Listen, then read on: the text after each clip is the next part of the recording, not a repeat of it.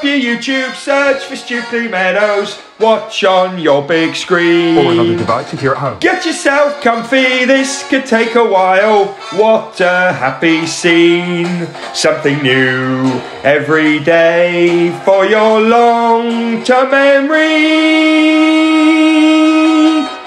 This is so exciting, it is nearly time for a Stukeley assembly.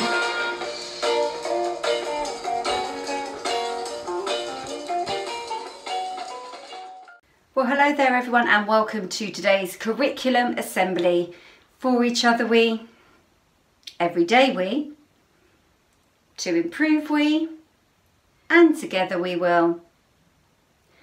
And our everyday focuses are, and our Stukeley motto is, and our Stukeley curriculum is, and those 4 words.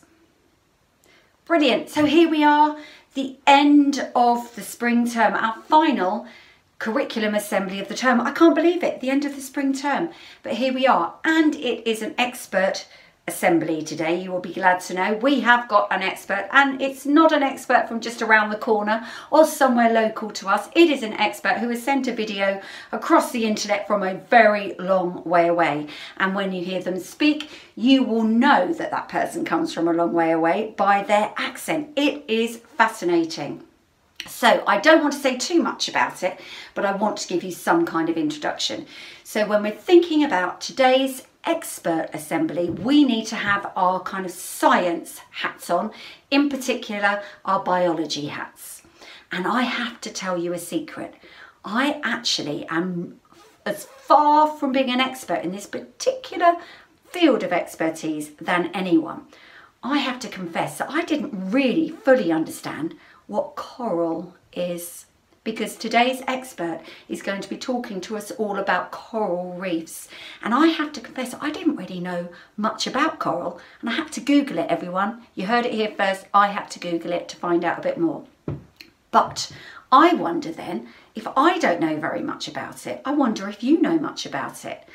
So what I want you to do is I would like you to pause me, teachers, and have a chat with your class. Does anyone in the class know very much about coral and coral reefs? Go.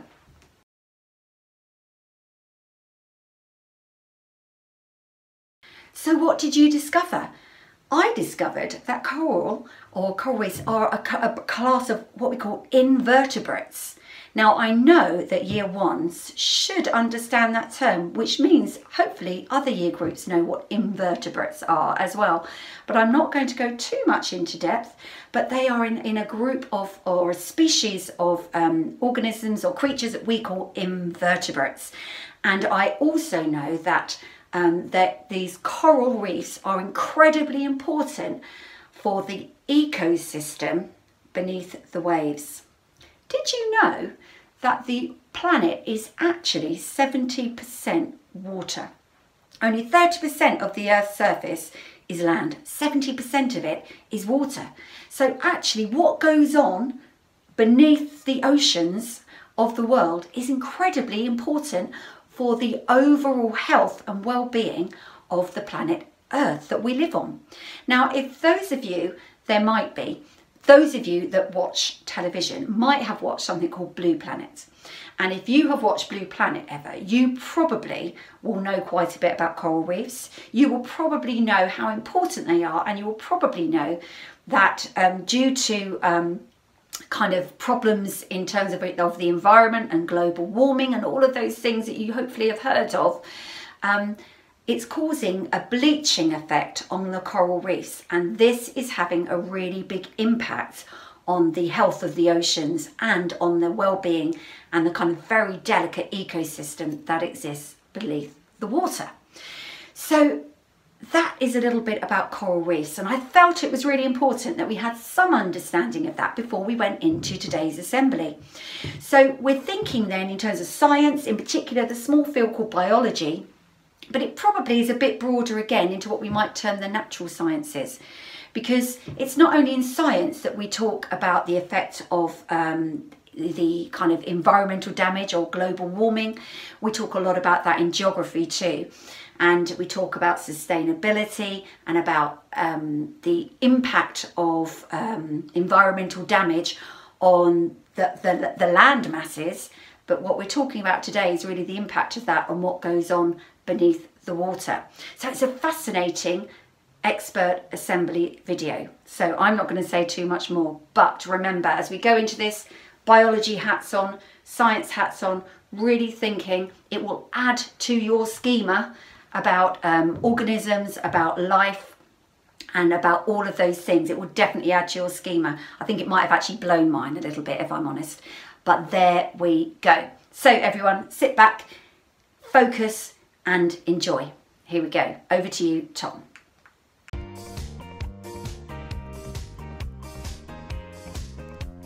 Hey guys, my name is Tom Moore. I am coming to you from King Abdullah University of Science and Technology in Jeddah, Saudi Arabia, but am originally from the United States and live in Florida with my daughter Olivia, who's 16, and my wife Jennifer, and my really awesome black lab dog Bailey.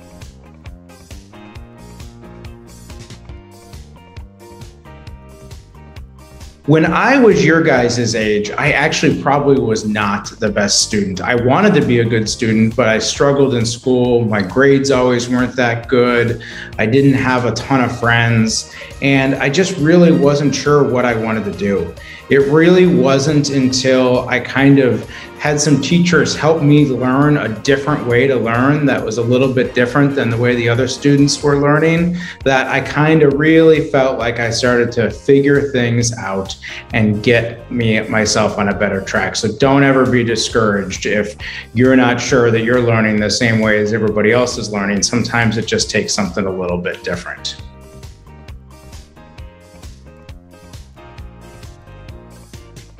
Today, however, I'm actually the director of the world's largest coral reef restoration project, which is a pretty cool job. For those of you that don't know, coral reefs are some of the most important places on the planet, yet lots of people don't even they've never seen one, they don't understand them, and they certainly don't understand how big of trouble these things are in. Coral reefs, 25% of the world's sea life rely on coral reefs at some point. So many people around the world get their fish and their food from coral reefs, and these coral reefs provide some medicines sometimes that you might use or your parents might use. They also provide breaks from big storms. They knock down the waves, and they're just super important. But unfortunately, we're losing lots and lots of them. So restoration and rebuilding of these reefs has become really important.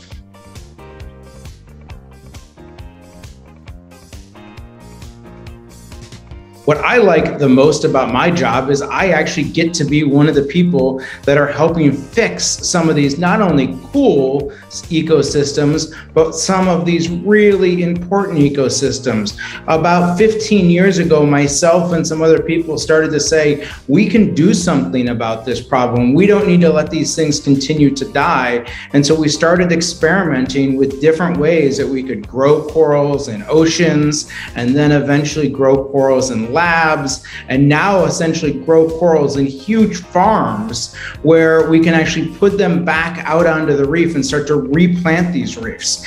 And so that is just such a cool opportunity to be able to help fix one of these really important ecosystems. Even though they're still in a lot of trouble, I get to be one of the people that are helping fix those places.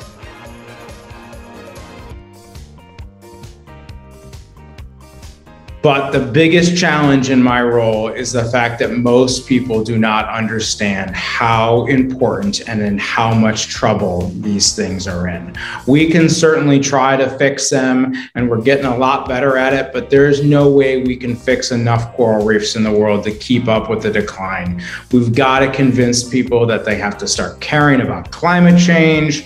We have to convince people to stop building things so close to coral reefs and protecting the reefs that we have. have, and just protecting the ocean that we have, whether it's making sure we don't get as much plastic in it, or whether it's making sure that we just do anything we can do to help the ocean and ultimately protect all the life in the ocean. That would make my job a lot easier, and I would be really happy if eventually I didn't have a job because the coral reefs were in much better shape. Unfortunately, I think I'm gonna have a job for quite some time, but it's still really cool to be part of the group of people that are helping fix it, especially now that we're working as part of this really huge coral reef restoration project that Saudi Arabia is doing in the Red Sea, to really go at a much bigger level than anybody's ever done that before. And I get to work with some really awesome people, and as part of that, make a big dent in a big problem here that hopefully will teach other people, other places, what they can do to help fix coral reefs as well.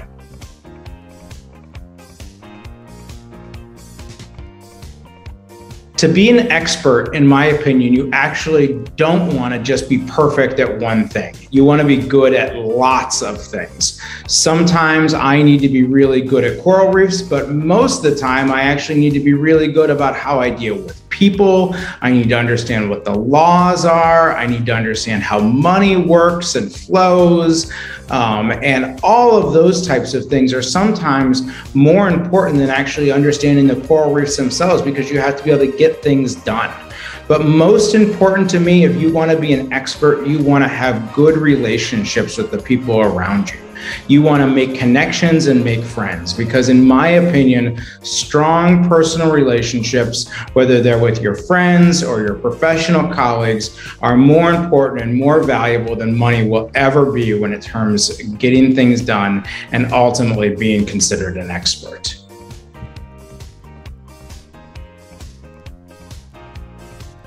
Thank you so much. This has been a really cool opportunity to talk to you guys. And if you guys are interested in learning more about coral reefs or what you can do, just go to Google, type in coral reef restoration, and you'll learn a ton about all kinds of really cool projects taking place around the world. And hopefully one day, maybe you'll even get to come see the really cool and world's largest coral reef restoration project that we're building here in Saudi Arabia. Have a great day. Thanks, guys. Well, here we are back again. I hope that you found that really, really interesting. I certainly did. And I certainly found out a lot of stuff that I didn't know before. I have to confess, I'm not an expert on coral reefs. I don't know all that much about it beyond the fact that it's being bleached. And that is a real problem for life below the waves. I am not an expert, but what an expert he was. Now, as I said just before we watched Tom's video, that I was really interested in the fact that Tom spoke, well, first of all, I found it interesting that he said that school was a bit tricky for him. And we've heard that before from our experts, haven't we? That it hasn't always been easy. They've not always been top of the class in everything that they've done, that they've had to really work hard at times. And Tom was talking about the fact that sometimes some of us learn in different ways, and we just have to find the right way that works for us so that we can learn effectively and really be successful in our studies. And so it's interesting to hear him say that. So if any of you sometimes find things difficult and you kind of think, well, my friends seem to get it, they seem to find it easy enough, why don't I? Then don't be discouraged. What he says is you just got to keep on going and finding what works for you. So I thought that was brilliant advice. The second thing that really interested me was when Tom was talking about the importance of building relationships. He said because those relationships in the workplace, in particular, are what will make a success of a project. So you can have all the best scientific minds in one place, which they probably have, to work on this project, but unless you have people that can work well with other people, then the project won't be a success. So if you consider that you have really good skills when you work in a team and you are collaborating with other people and you're really good at that, then the chances are you have got every chance of being a success in different areas and in different areas and fields of expertise. So actually being a people person, that's what we sometimes call them, people that are good with people, that's kind of an expertise in itself. So that was something really important to consider. It's not always just about the science or the geography or the maths or the English. It is a whole person, and all of us have different skills that we can offer. So I thought that was really interesting today, and I hope you did too. So there we have it, everyone. Please do check out what Tom was saying. He said you could Google it or search on the internet to find out more about the project. I know that I'm going to take a look at it because I do think it's interesting, and I hope some of you will too. And hopefully at some point we might get some updates on how that project is going. Something tells me that Mrs. Campbell might be able to organise that for us. So watch this space, everybody. Take care, have a great week, and also have a great holiday in case I don't see you till after the Easter holidays. And don't forget, work hard, be kind, same as always. Oh, I love an expert assembly. They're one of my favourites every week. I love seeing an expert on the screen. Thank you, Mrs. Stevens. Looking forward to more expert assemblies after Easter. Right, have you bought your Easter raffle tickets yet? Have you? Before school, after school, 50p each. You get a little choc with each ticket. Will you be a winner on Friday? All the best. Right, let's finish with birthdays. Hey, hey, hey, it's time to say we've got a Stukeley birthday. Hey, hey, hey, it's time to say we've got a Stukeley birthday. Oh, come on! Happy birthday to Kieran in year 5 and Elijah L in year 4. Happy birthday, both of you. I mean, it's going to be a great day with friends. Hopefully you've celebrated with family too. Another year older, not many Stukeley birthdays left, eh? Let's finish with everyday knowledge for you. And we are learning to remember things worth remembering, learning to remember things worth remembering, learning to remember things worth remembering, everyday knowledge for you. And we are learning to remember things worth remembering, learning to remember things worth remembering, learning to remember things worth remembering, everyday knowledge for you. Whoa, well, here's something very different in everyday knowledge. It's very, very different. I'm not going to give you any questions. No? Here's what we're going to do today. It's brand new and I'm very excited about it. You're now going to pause the video. You're going to pause the video, and in your class, everybody in class is going to ask a question from everyday knowledge, and you're going to see if your classmates can answer. So for example, one of you might stand up and say, how many millimeters are in a centimetre? And then somebody gives the answer. One of you might say, name a famous painting by Pablo Picasso. And then one of you says The Weeping Woman. One of you might say, can you think of a famous piece of music by Sergei Prokofiev? I mean, it's everyday knowledge that you're doing. That's it. That's what's going to happen. Pause the video.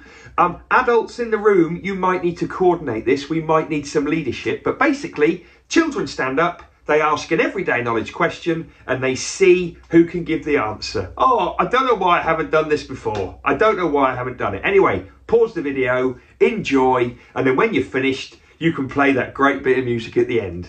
Good luck.